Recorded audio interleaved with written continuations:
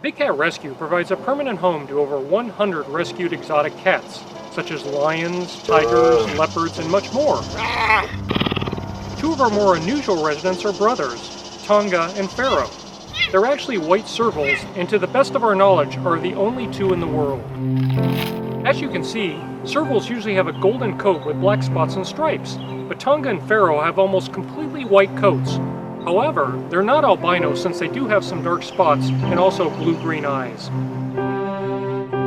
White servals are not an endangered species, but actually possess a genetic defect that would prohibit their survival in the wild.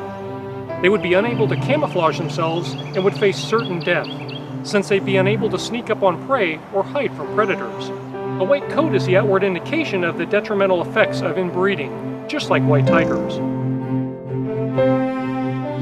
Tonga was born at Big Cat Rescue in May 1997. Back in the 90s, we bred some cats under the misguided notion that we were helping to, in quotes, preserve the species. We had not figured out what seems so obvious to us today, that breeding for life in a cage is inherently cruel. Tonga was born to parents Frosty and Nairobi, who have since been spayed and neutered. We didn't know at the time, but they must have been closely related.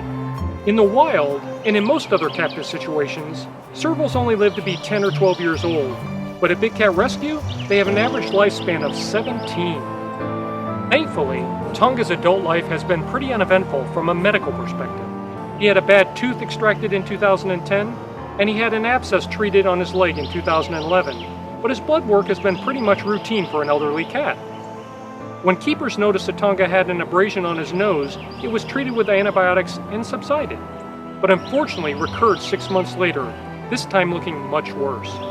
So despite the danger of sedating an exotic cat, we decided to do a full exam on Tonga to determine the cause of the sore in his nose. Tissue samples from the wound were sent to the lab for testing, while Tonga was started on a course of antibiotics and remained in the cat hospital.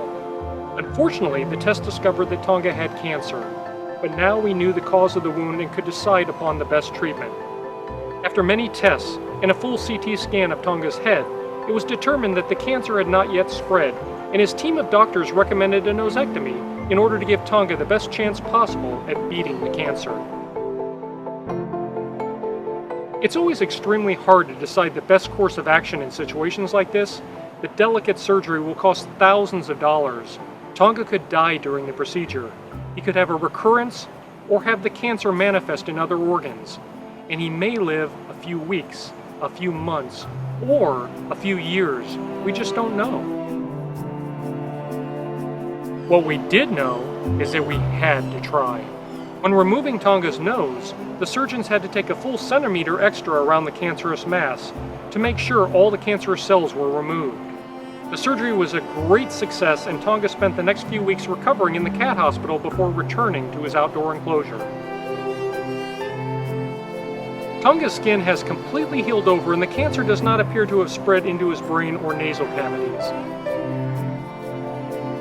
He's enjoying life outside once again, appears very strong, and he's always ready for dinner. Once again, we'd like to thank our generous supporters for helping us provide the best care possible for our residents.